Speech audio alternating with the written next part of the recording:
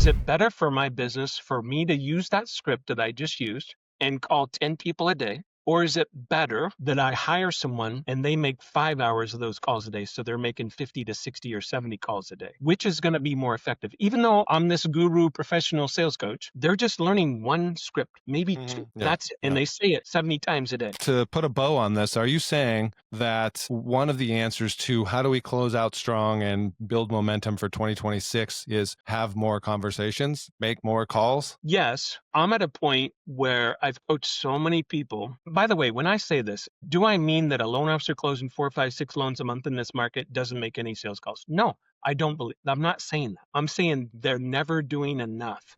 Give me the quick 30,000 foot. What are you doing I'm curious, like how you obtain the lists for real estate agents, let's say. Is that a Redder thing? Is there a criteria? Yeah, give me the quick skinny on Jolt. So I have this vision. When I retired from core, I didn't do anything for like a year. And I was just like, in my thinking brain, I was just like, what's the choke point for loan officers? What's the choke point? Well, the choke point is lack of leads or leads that go up and down. Okay. Todd, welcome to the show. Hey, thanks, Jeff, for having me. It's just fun to do this stuff. I'm surprised it's taken us this long to get here. I mean, it's not like you're not known in my world, right? The loan officer industry. I've heard your name for years as well, and I'm like, I don't know why we just never connected. Well, but I'm glad this is a fun way to do it. No, it certainly is, and I'm glad we're finally doing it because I think it's the right time in the marketplace right now. And you obviously, so the folks who may not be familiar with you heard who you are in the intro. You've got an incredible resume and background in this industry with Summit funding, and we can get into all the accolades, volume, and thousands of LOs you've coached and stuff over the years. What I want to do is cut to the chase because you do have this both breadth and depth, an understanding of really what it takes to succeed across all markets, all cycles. You being in this 20, 30 years now? 33 years. 33 years. I know. I know. I don't look that old, Jeff, but I'm old.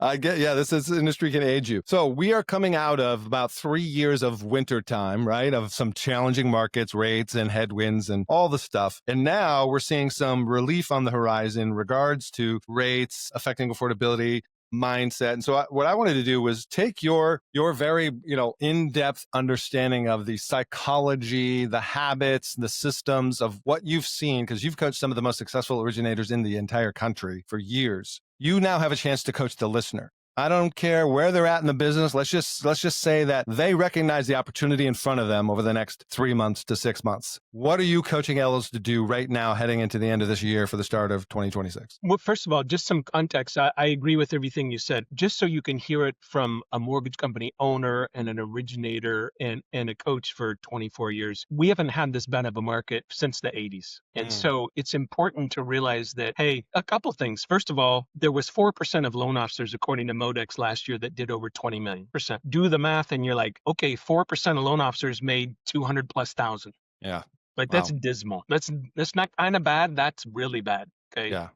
Then now there's still 250,000 home loans done a month in America, but there used to be 400,000 or 500,000. So it's been bad. And I think it's okay to say that without excuses, it's just, there's a cycle going on, right? So understand that cycle happened. Yes, hopefully we're starting to come out of that. Probably not an overnight recovery by any means, but hey, a 15% bump in the market is a lot more loans, especially when you have roughly half the people gone from it. So that 15% may feel like 30% to you. So there's a lot I prefer to look at logic and patterns rather than emotions, because our emotions can lead us astray. If you're talking about a couple big things on my head, when you talk about the loan officer that, hey, this is their long-term career and they've suffered through the last 3.5 years, what's it going to take in order to get back to where they were before if they're not already? First of all, let's talk about refinances, because we know that rates are coming down, and with a little bit of help you can get in the low sixes, and a lot of people closed at 7.5, and their debts have gone up. I think 3 or 4 months ago we set an all-time high in consumer debt. So we have a lot of debt, and homes from 2000 to 2005 doubled the home values in America. My $200,000 house is now worth $400,000, and I've got a ton of equity, but I've also got a ton of debt. So I think there's a lot there. I was talking to a loan officer this morning. He says, I need a script to call 100 past clients. I said, okay, well, good job on calling 100 past clients. When you doing it? He says, tomorrow, all day, 12 hours. I scheduled just to call 100 past clients. I said, good. I said, the script is this. I said, Jeff, we all know that rates are coming down, but the question is, how low do they go? Right now you're at 7.25. I can get you to 6.25. It's going to save you $250 a month. But the danger is, oh my God, they could go to 5.5 and I'll miss the boat. So we came up with a program called the free refinance. So if anytime rates drop in the next year after I close your loan, we're going to save you $250 a month. We're going to pay off these credit cards that'll free up another $300 a month. That's the right thing to do to make your 18% credit card now a 6% tax deductible. So your net interest on that's going to be 4%. So that's the smart thing to do. I'm going to give you a guarantee that if your rates go down further, I'm going to refinance you for free. How does that sound to you? Mm-hmm. It's a no risk. So when you talk about offers and scripting, that becomes very important. That's way different than me saying, "Hey Jeff, it's Todd. I see rates are 6.25.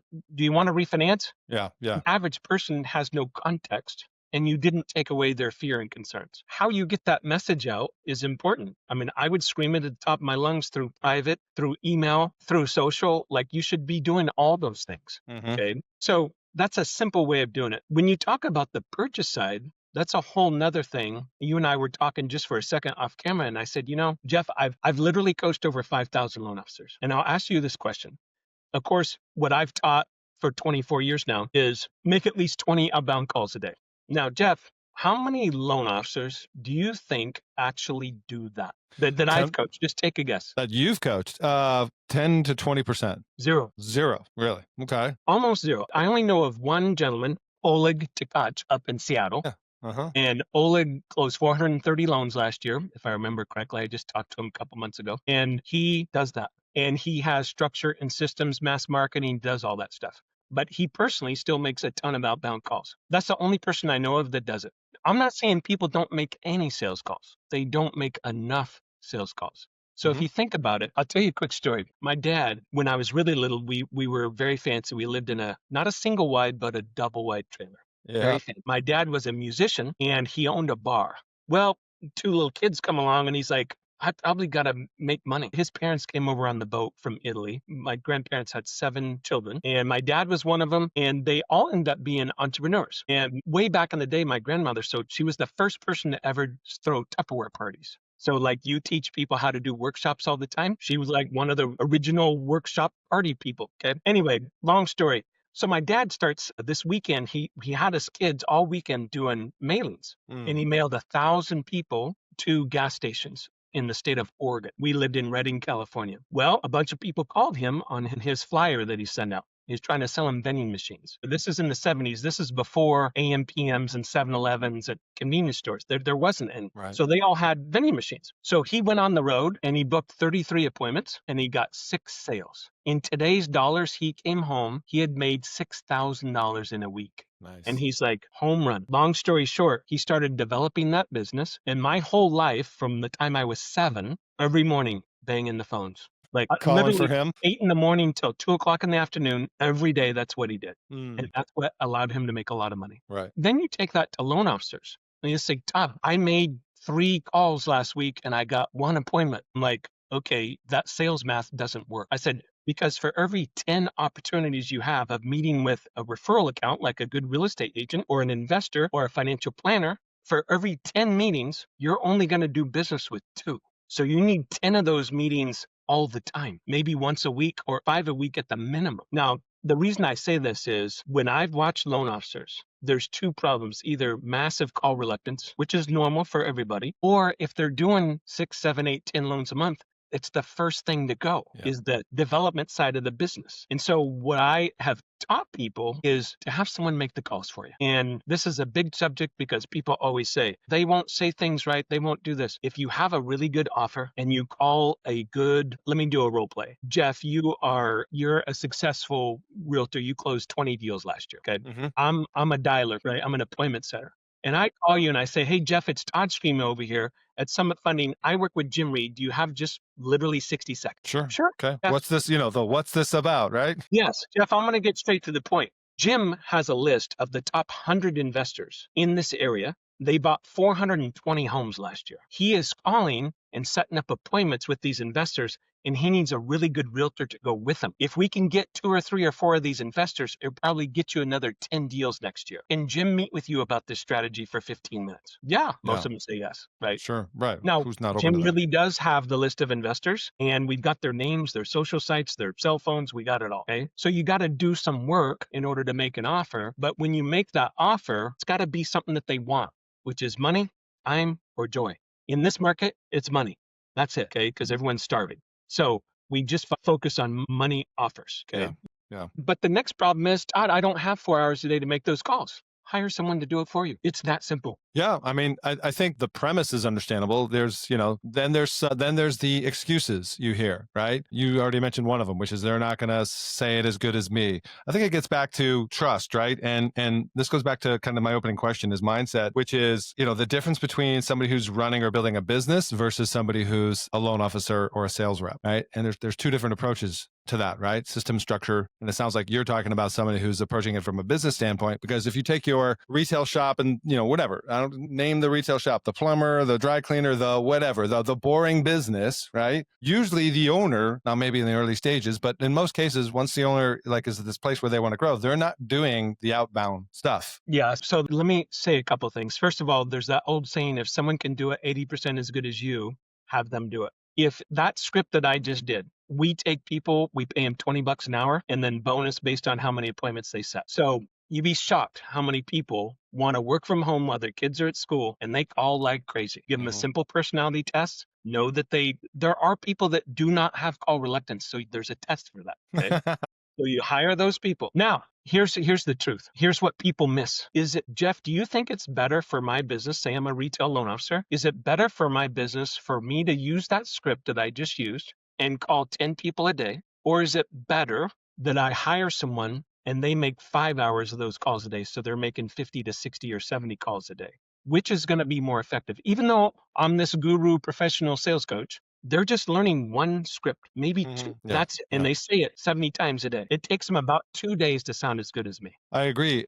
Let me throw this. Have you ever heard this objection? You probably have, which is people are making outbound calls to realtors on behalf of the LO. And then the realtor's like, if Todd can't call me directly, if he doesn't have the time for me, you know what I mean? We get that about 1 out of 100 times. It One out happens. of 100. It happens. That's just the wrong mindset realtor, right? The wrong mindset. Yeah. It's like, so let me flip the script and say, I bought your class where you teach me how to put on events. Right. Is it better that I spend 5 hours calling people, or is it better that someone else can call people for 5 hours and invite them to that enticing webinar or that meeting? Yeah. Workshop? What people agree. have to understand is you're not going to spend 5 hours doing that. Yeah, exactly. You'll never get there. You'll never do it. So it's a fake analogy. That's good. Fake analogy. I like It's that. It's a kinda like the story you're telling yourself. Yeah, It's a it's like story. an analogy. I love this analogy. Jeff, let's say that your favorite car, sports car, it's a Ferrari 500. I don't know Ferrari, but it's a Ferrari. It's the best. It's a $500,000 Ferrari. I got the perfect color. I even deliver it to your garage. It's a gift. I love you. Thanks for having me on the podcast. Here's your Ferrari. But it comes with no gas.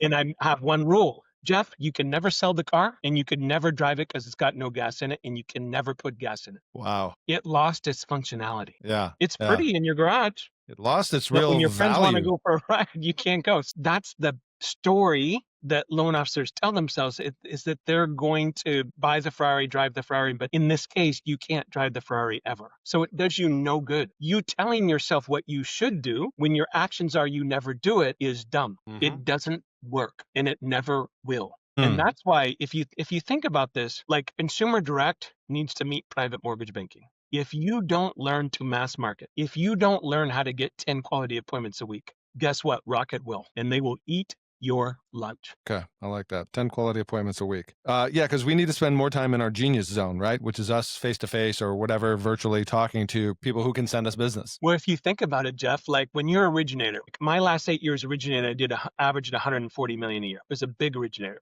You were too. After 6 months in the business, I had 2 full-time appointment setters. That was the whole key for my growth. By my 3rd year, I was number 2 in my company. So I'm not saying that to brag. I wasn't special. Yeah. I just went on more appointments because as a loan officer, if you look at what's closest to the money, where you actually make money, it boils down to 2 things. You're either meeting with a loan application which is closest to the money, or you're meeting with a referral source that can send you leads. That's it. Yeah. Everything else is necessary but not important. Yeah. It comes back to that old adage, which I need a tattoo of, which is conversations equals contracts. Yeah, love that. I mean, it just is. It's like, this is about 4 years ago. I had a friend come into town, and she's a successful nurse, beautiful. And I just was talking to her, and we went to dinner, and she said, well, I'm really struggling with dating. I said, how can you struggle with dating? You're like a model. She's like, I just struggle. I said, well, let me ask you some questions. Do you go to church? Nope. Do you go out socially with friends? Nope. Are you on any dating apps? Well, honey, you got to put some bait in the water in order to catch a fish. Like, you're going to have to go on 20 or 30 dates to find someone that you really want to date. Yeah. Well, I don't want to do that. I said, then you're going to be single. And it's the same with a loan officer. If you don't want to go out, and most of us do want the appointments, that's usually not the problem. Right. I was telling you about that Jolt program where we get people a bunch of appointments. They love the appointments. I have one gal in my program, Oceana. She went from closing 4 loans a month to 9. And so I called her last week and I'm like, hey, I'm so proud of you. What's going on? She says, well, you guys get me all these appointments. I said, what's that do for you? Because you could have gotten those appointments on your own by just making calls. She says, well, I wouldn't make the calls. I get so scared.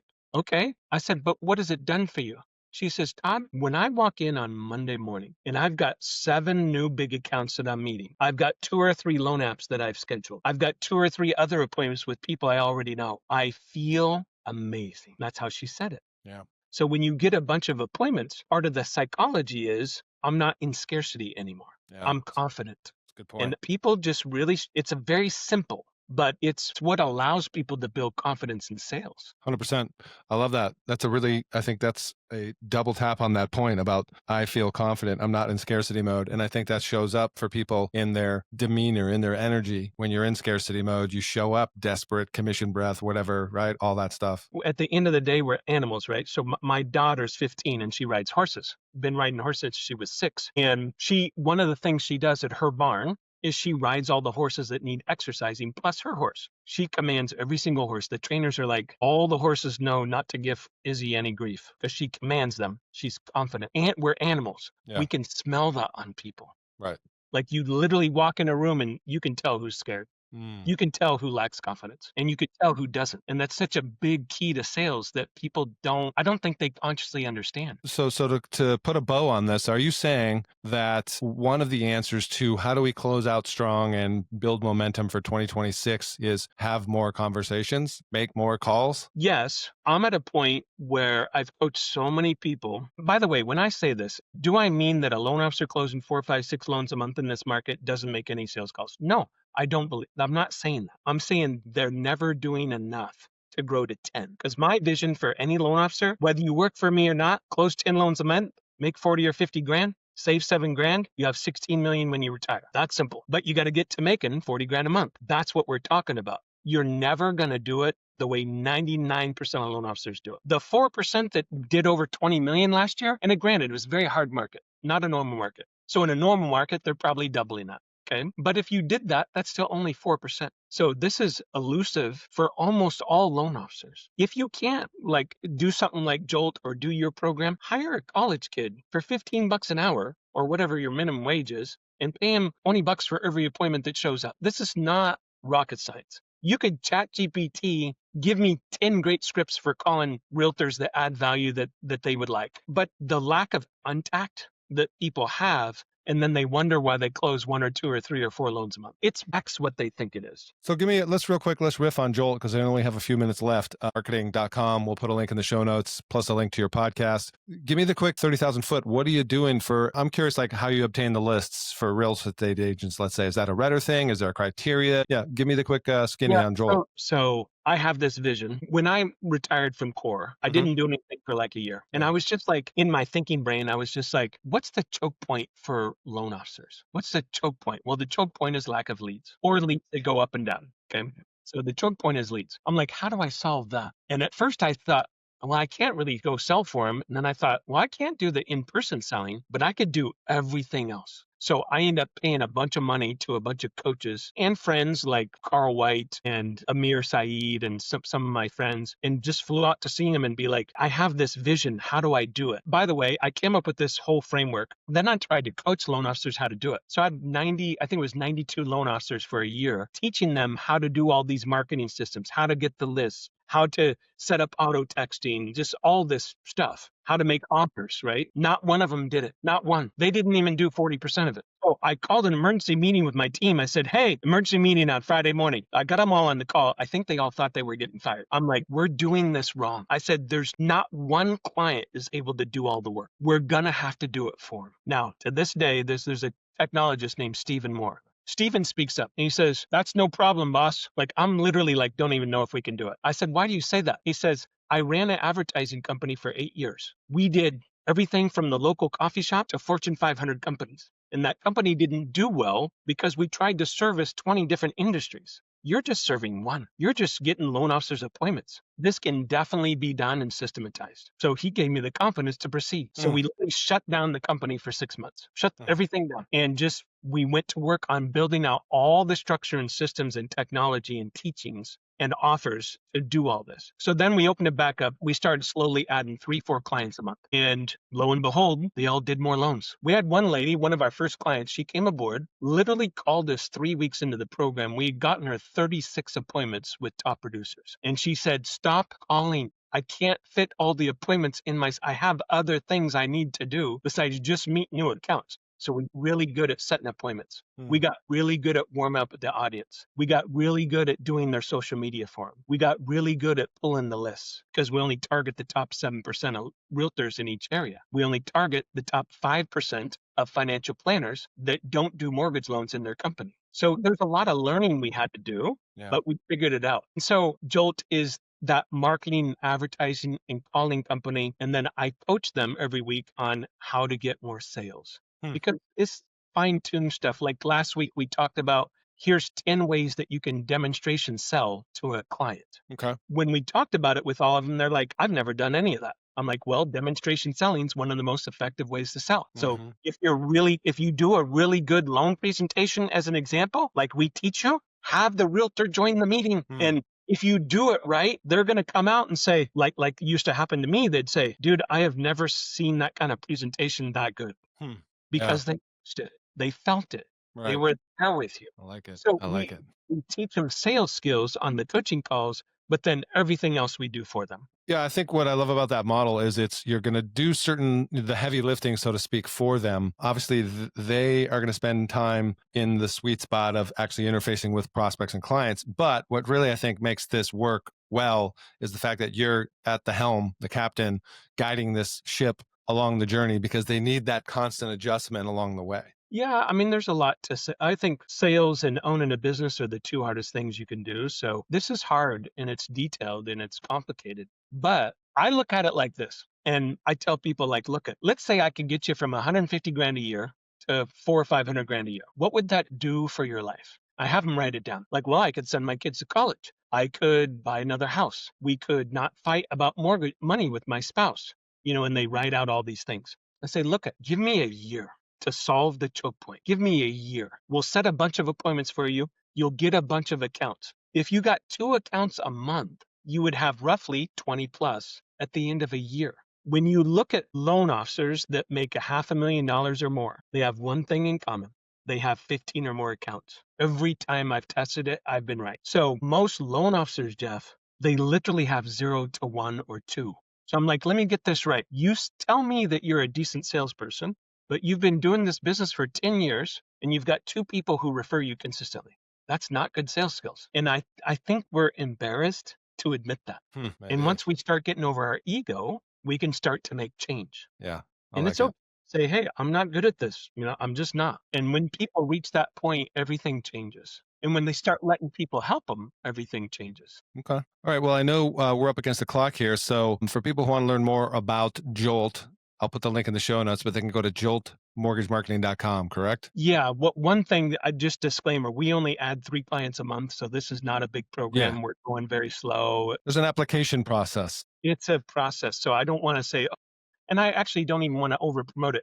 What I would say to your listeners, Jeff, don't be afraid to hire someone to set appointments for you. Like Yeah, that's the Right. takeaway. No matter, yeah, because to your point earlier about, with social media, real quick, is, I always, when we're doing our events and classes, one of the things, and you know this, is like you should be recording that, right? So that's becomes social media content and shorts, and people see it. And, you hear well, I don't have anybody to record. You know what I mean? I'm just like, okay, that's a mindset thing. But secondly, and then I'll ask, well, do you have teenage children? They'll be like, yes. I go, well, you've got a built-in employees. What are you talking about? Give me your damn phone. Yeah, I think you're touching on like that curiosity, that can-do attitude, the growth-mindedness. That Yeah. there's my favorite saying, and I don't know if someone told me this or I made it up, but there's a solution for every problem. Oh, yeah, of course. Right. I don't care what it is. There's a solution. Yeah. Someone figure it out. Yeah. Well, you've clearly built a solution. And I think that's the big takeaway. I think I love that. If you're listening and you're wondering, maybe you're not right yet for Todd's platform, and that's cool, but could you find somebody for $20 an hour to make some appointment calls with you? Could you put a script together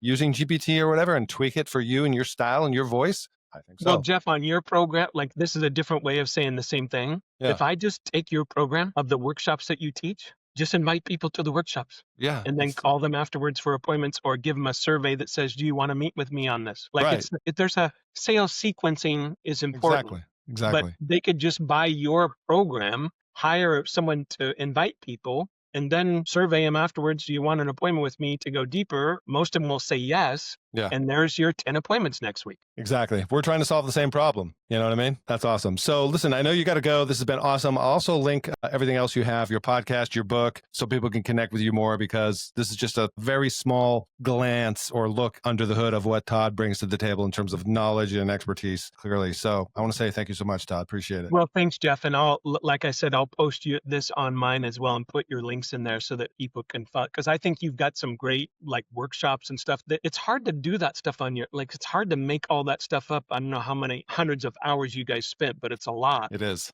That's an easy way to get into the same thing. Yeah, 100%. So I appreciate that. Listeners, you know what to do. Check the links in the show notes. Go follow Todd, listen to his podcast, grab his book, and check out Jolt Mortgage Marketing. There might be a fit for you, but you got to take the next step. Appreciate you guys tuning in. We'll see you on the next one. Bye for now.